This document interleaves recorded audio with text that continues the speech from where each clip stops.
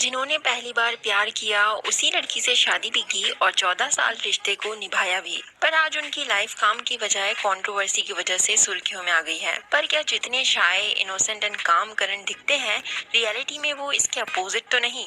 क्योंकि काफी टाइम तक ये सुनने में आता था कि ये रिश्ता क्या कहलाता है कि सेट्स पर उनकी और हिना खान की कभी बनती नहीं थी। तो क्या करण में सच में एटीट्यूड प्रॉब्लम है, जिस वजह से आज निशा और उनका रिश्ता most popular celebrity couple award जीतने के बाद भी ऐसी नौबत पर आ गया? करण की career life, struggles, likes and dislikes से लेकर उनकी लाइफ से जुड़े ऐसे ही अनजाने सवालों के जवाब, साथ ही उनकी दादी से जुड़ी उनकी बचपन की यादें और पिज्जा बॉय की पहली जॉब से लेकर ये मुकाम हासिल करने तक का सफर सबको वीडियो में शेयर करूंगी। तो बने रहिए इस वीडियो के एंड तक। पर उससे पहले मेरी आप सभी से रिक्वेस्ट है कि इस वीडियो को लाइक करके चैनल को सब्सक्राइब करना और नोटिफिकेशन बेल को प्रेस करना बिल्कुल ना भूलें।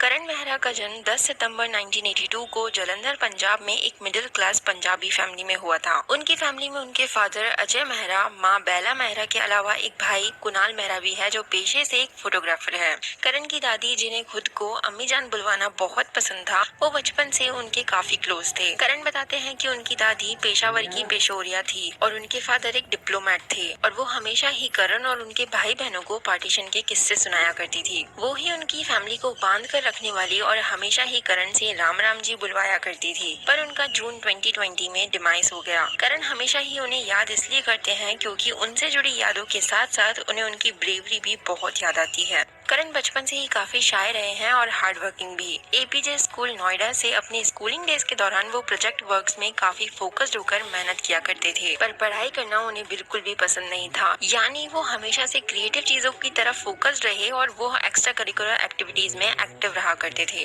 पर उनके पेरेंट्स ने हमेशा से एक बात क्लियर कर रखी थी कि चाहे बाद में किसी भी फील्ड में जाओ, पर अपनी एजुकेशन खत्म हो जानी चाहिए। और करण भी एजुकेशन की वैल्यू बहुत अच्छे से समझते थे, इसलिए पढ़ना नापसंद होने के बावजूद उन्होंने हमेशा से अच्छे से पढ़ाई की और हमेशा ही अच्छा स्कोर भी किया।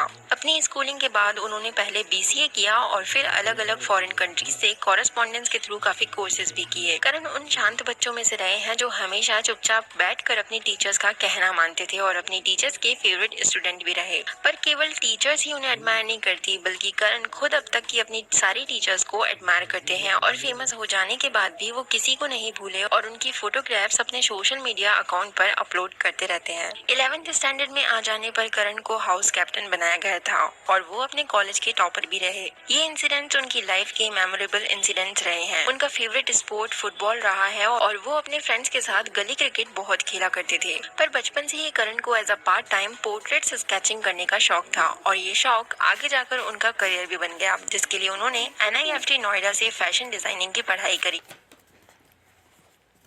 पेज वेज मत पलटियो, ठीक है? चुपचाप रहियो।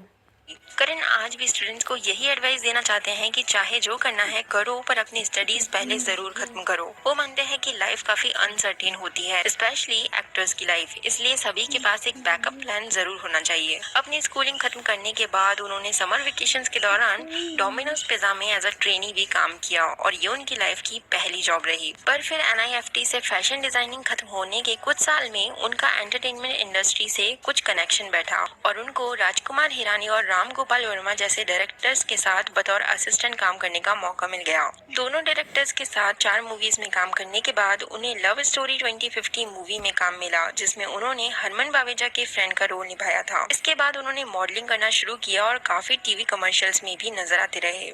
जिस साल लव स्टोरी 2050 मूवी रिलीज की गई थी, उसी दौरान करण को 2008 में हंसते हंसते मूवी का ऑफिशियल डिजाइनर भी सेलेक्ट किया गया था। इस मूवी के लीड एक्टर्स थे जिम्मी शेरगिल और निशा रावल। शूटिंग के दौरान मार्च 2007 में करण की मुलाकात निशा से पहली बार हुई और दोनों जल्दी ही अच्छे दोस्त भी बन गए। करण को निशा से लव एट फर्स्ट साइट हो चुका था, पर वो इसे जल्दबाजी में एक्सेप्ट नहीं करना चाहते थे। फिर मूवी की शूटिंग के लिए सभी का 45 डेज के लिए अमेरिका जाना हुआ और तभी से करण को उनके प्यार पर पक्का भरोसा हो चुका था। करण ने वहां से आने के बाद निशा को अपनी बर्थडे पार्टी में इनवाइट किया और सभी फैमिली मेंबर्स को पहले से बताकर रखा था कि वो निशा को प्रपोज करने वाले हैं। और इतने शाय एंड हमेशा से अनएक्सप्रेसिव रहे करण ने निशा को उस पार्टी में अपनी फैमिली एंड क्लोज फ्रेंड्स के सामने प्रपोज कर डाला और निशा ने वो प्रपोजल एक्सेप्ट एक्सेप्ट कर लिया। ये वो टाइम था जब करण इस इंडस्ट्री में नए थे और सक्सेसफुल एक्टर बतौर खुद को एस्टेब्लिश नहीं कर पाए थे। वहीं निशा उस टाइम अपने करियर में करण से आगे थी और निशा उनके साथ उस टाइम खड़ी रही जब करण कुछ भी नहीं थे। करण खुद कहा करते थे कि निशा ने सक्सेसफुल एक्ट्रेस होने के बाद भी उन जैसे न्यू कमर को एक्सेप्ट किया और उनकी जैसी सेंसिटिव एंड स्वीट लड़की उन्होंने कभी नहीं देखी थी। करण निशा के लिए ये भी कहा करते थे कि she has a greatest soul. और जैसा कि करण का मानना था, निशा के लाइफ में आते ही करण को ये रिश्ता क्या कहलाता है मैं नैतिक के लीड रोल में सेलेक्ट कर लिया गया। और सभी जानते हैं कि उनके इस किरदार ने न सिर्फ उन्हें नेशन वाइड पॉपुलैरिटी दिलाई बल्कि नैतिक एक हाउस होल्ड नेम भी बन गए थे। करण और हिना की पहली बार मुलाकात सितंबर 2008 में उदयपुर में शो के प्रोमो शूट के दौरान हुई थी और राजन शाही ने उन्हें पहली बार एक दूसरे से इंट्रोड्यूस कराया था। पर तब उनकी और अक्षरा की केमिस्ट्री इतनी पॉपुलर हुई थी कि सभी को लगता था कि दोनों शायद आगे जाकर रियल लाइफ कपल भी बन जाएंगे। पर जब ये रिश्ता क्या कहलाता है कि ऑफ स्क्रीन न्यूज का पता चला तो सुनने में आया कि नैतिक और अक्षरा दोनों सेट्स पर सीन्स शूट करने के अलावा बात ही नहीं करते थे। पर इसका रीजन ये रहा कि दोनों ही काफी रिजर्व नेचर के हैं और जल्दी ही सेट पर किसी को फ्रेंड नहीं बनाते, पर लोग इसे उनका एटीट्यूड मान लेते थे और इसीलिए ये रिश्ता क्या कहलाता है कि शूटिंग के दौरान ये रूमर्स उड़े थे कि अक्षरा नैतिक की आपस में नहीं बनती और नैतिक के रूड बिहेवियर की वजह से ही बाद में उन्होंने अपना ये शो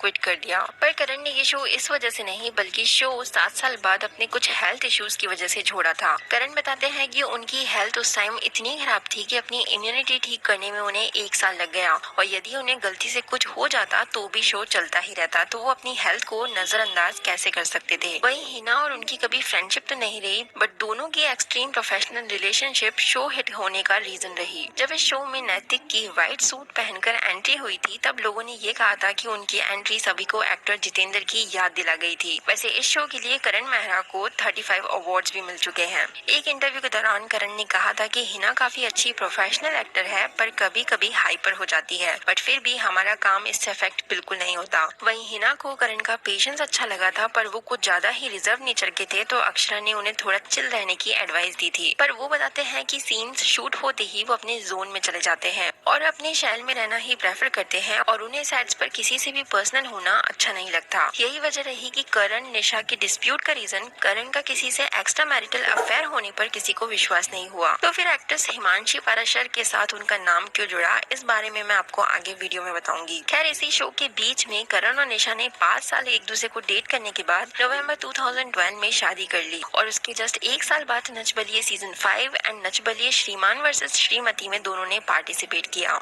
करण और निशा ने एक इंटरव्यू में बताया था कि निशा को करण की डिसिप्लिन में रहने की क्वालिटी और उनका केयरिंग नेचर बहुत पसंद आया था। वहीं करण निशा को काफी अंडरस्टैंडिंग और उनका लकी चार्म मानते थे। साथ ही निशा के प्रोफेशनलिज्म से भी वो बहुत अट्रैक्ट हुए थे। फिर 4 साल के मैरिटल ब्लिस के बाद 2016 में निशा ने रिवील किया कि वो प्रेग्नेंट है। उस दौरान करण बिग बॉस 10 में कंटेस्टेंट थे पर 5 हफ्ते बाद ही वो इविक्ट होने वाले शो के पहले सेलिब्रिटी बन गए और जुलाई 2017 को उनकी लाइफ में काविश मेहरा की एंट्री हुई। काविश के आने के बाद दोनों की लाइफ काफी चेंज हो चुकी थी। हर काम से पहले करण के माइंड में उन्हीं का ख्याल रहता था। करण बताते हैं कि जब काविश का जन्म हुआ था तब काविश करण के यंगर सेल्फ जैसे दिखते थे पर धीरे धीरे वो निशा के जैसे दिखने लगे और उनके हैंड्स, ईयर्स, टोज करण पर ही गए हैं। बट वो कहते हैं कि जब तक बच्चे 2 हफ्ते के होते हैं तब तक उन्हें सारे ही बच्चे सेम लगते हैं। पर करण और निशा दोनों की हंसती खेलती लाइफ में जो आज ट्रबल्स आ गए वो एक ही दिन का रीजन नहीं था बल्कि निशा और करण के कितने ही सारे व्लॉग्स या इंटरव्यूज में दोनों के बीच डिस्टेंसेस नोटिस किया जा सकता है।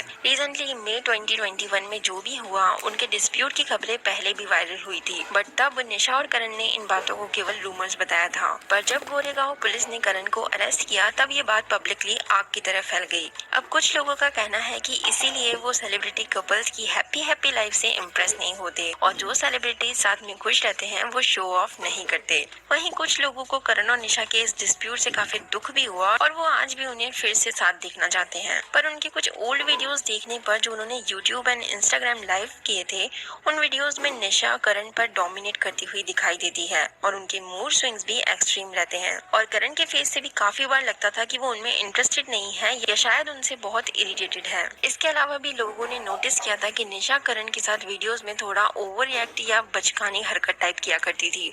पर ऐसा बिहेवियर यूजुअली गर्ल्स अपने लाइफ पार्टनर के सामने करती ही है, तो किसे गलत कहें और किसे नहीं इस मैटर में हम कुछ नहीं कह सकते। वैसे आप अपना ओपिनियन कमेंट करके मुझे जरूर बताना। पर इस कंट्रोवर्सी से निशा ना भी सामने आया। एंड ये बात सच है कि बाइपोलर डिसऑर्डर वाले इंसान में सामने वाले को या खुद को नुकसान पहुंचाने जैसे एक्सट्रीम मूड स्विंग्स देखे जाते रहे हैं। इसके साथ ही करण काफी इंटरव्यूज में थोड़ा इरिटेट होकर ये कहते नजर आते थे कि निशा को सब कुछ ही करना है, इसको सॉन्ग्स भी करने हैं, डायरेक्शन भी करना है, मॉडल भी बनना है, कुकिंग भी करनी है, व्लॉग्स भी करने हैं और लाइव वीडियोस भी बनानी है। जिस पर कुछ लोगों ने ये कहा था कि करण के वीडियोस को देखकर ऐसा लगता है कि जैसे करण बहुत लेजी है। पर घर के सीसीटीवी कैमरास बंद होने का रीजन करण ने ये बताया था कि निशा ने ये खुद ही बंद किए थे, जो कि निशा ने एक्सेप्ट भी किया कि उन्होंने ही बंद किए थे। पर उसका रीजन ये था कि करण सीसीटीवी कैमरा ऑन होने पर उनसे थोड़ा अलग बिहेव करते थे। खैर, करण के एक दोस्त का और कुछ सेलिब्रिटीज का ये भी कहना है कि सेलिब्रिटी कपल्स को पैसों के लिए अपनी लाइफ हैप्पी एंड चीयरफुल दिखानी पड़ती है, पर ये सोशल मीडिया प्रेशर अब इतना बढ़ गया है कि सेलिब्रिटीज रियलिटी में रिश्ता सुधारने पर फोकस ही नहीं कर पाते। तो आप अपना पॉइंट ऑफ व्यू कमेंट करके जरूर बताएं कि इन तीनों में से क्या वजह रही होगी उन दोनों के दूर जाने की। खैर, करण बिग बॉस 10 के बाद एक कॉमेडी शो खटमल से फिर से टीवी स्क्रीन पर लौटे, बट शो अचानक ही बंद हो गया। शो की प्रीमेच्योर एंडिंग का रीजन ये भी माना जाता था कि करण कॉमेडी सीन्स ठीक से इनेक्ट नहीं कर पा रहे थे, जिसे खारिज करते हुए करण ने ये कहा था कि ये बात बेसलेस है क्योंकि उन्होंने अपने थिएटर की शुरुआत ही कॉमेडी से की थी और उन्हें उस दौरान स्टैंडिंग ओवेशन भी दिया गया था। पर चैनल के ट्रांजिशन की वजह से ये शो अचानक एंड हो गया। करण उस दौरान इस बात से काफी शॉक तो हुए थे, बट देन ही एक्सेप्टेड कि अप्स एंड डाउन्स लाइफ का पार्ट होते हैं। इस शो के बाद करण निशा और काविश के साथ टाइम स्पेंड करना चाहते थे और 1-2 साल के गैप के बाद एकदम सर्वगुण संपन्न में 2 गर्ल्स के फादर के रोल के लिए वो सेलेक्ट कर लिए गए। करण ने इस रोल के लिए इसलिए हाँ किया था क्योंकि ये कैरेक्टर फ्लैशबैक्स में दिखाया जाना था और मंथ में सिर्फ 2 दिन ही उन्हें शूट पर जाना होता था। करण ने बाद में काफी नेगेटिव रोल्स के लिए भी ऑडिशंस दिए थे, पर फैंस उनको ऐसे रोल में देखने को रेडी नहीं थी। तब करण को बहुत बोझ सा फील होता था। वो कहते हैं कि वो एक्टिंग को एक्टिंग मानकर काम करना चाहते थे, कंपल्जन नहीं। बट फॉर्चुनेटली क्योंकि सिनेरियोज अब काफी चेंज हो चुके हैं और लोग हर रोल को एक्सेप्ट करने लगे हैं, इसलिए उन्होंने नेगेटिव रोल्स के ऑडिशंस भी दिए और उन्हें नेगेटिव कैरेक्टर के लिए गुड रिस्पॉन्स भी मिला। आगे वो वेब सीरीज में भी काम करना चाहते हैं, पर माइथोलॉजिकल शोज में काम करने का भी उनका कोई प्लान नहीं है। साथ ही एक्ट्रेस रागिनी खन्ना, दीपिका सिंह, पूजा गौर, तोरल राजपुत्रा के साथ भी वो काम करना चाहते हैं। करण कहते हैं कि ये एक्ट्रेसेस काफी अच्छे एक्ट्रेस होने के साथ साथ अच्छी ह्यूमन बींग्स भी है। उन्होंने एक मूवी बस्ती है सस्ती में भी काम किया था, जिसका अनाउंसमेंट एंड एडवर्टीजमेंट उन्होंने ईयर 2016 में साथ निभाना साथिया शो पर किया था। 2017 में ये मूवी रिलीज की जाना तय की गई थी, पर इसकी रिलीज डेट बाद में 2018 में पुश कर दी गई। इसके कुछ साल बाद उन्होंने अक्टूबर 2020 में पंजाबी टीवी शो मावा ठंडिया छावा में काम करना शुरू किया, जिसकी शूटिंग चंडीगढ़ में की जा रही है और ये शो जी पंजाबी पर टेलीकास्ट किया जाता है। इसमें उनके अपोजिट हिमांशी परमार कास्ट की गई है। जब से करण और निशा की न्यूज वायरल हुई, तब से हिमांशी को ही उनका एक्स्ट्रा मैरिटल अफेयर का रीजन माना जाने लगा और लोग उन्हें जाकर इंस्टाग्राम पर बैश भी करने लगे। पर जो लोग भी करण के को स्टार रह चुके हैं, वो जानते हैं और मानते हैं कि करण कभी को स्टार से फ्रेंडशिप तो दूर, सेट्स पर किसी से ज्यादा बात तक नहीं करते। इसलिए उन्हें करण पर ज्यादा भरोसा है कि एक्स्ट्रा मैरिटल जैसा कुछ भी होना उनके केस में नेक्स्ट टू इम्पॉसिबल है। फिर नवंबर 2020 में करण जुबिन नौटियाल रोचक कौली के सॉन्ग बेवफा तेरा मासूम चेहरा में नजर आ चुके हैं एंड ये सॉन्ग बहुत हिट रहा है और इसमें उनके अपोजिट एक्ट्रेस इहाना ढिल्लोन ने काम किया है। यूट्यूब पर ये सॉन्ग 325 मिलियन व्यूज से ज्यादा व्यूज क्रॉस कर चुका है और उनके इस कंट्रोवर्सी के बाद लोगों ने इस वीडियो पर इतने कमेंट्स किए कि सोचा नहीं था कि कुछ ही महीने में ये सॉन्ग निशा और करण की लाइफ की रियल स्टोरी बन जाएगा। लास्टली, करण को योगा करना बहुत पसंद है और वो अपनी फैमिली को टॉप मोस्ट प्रायोरिटी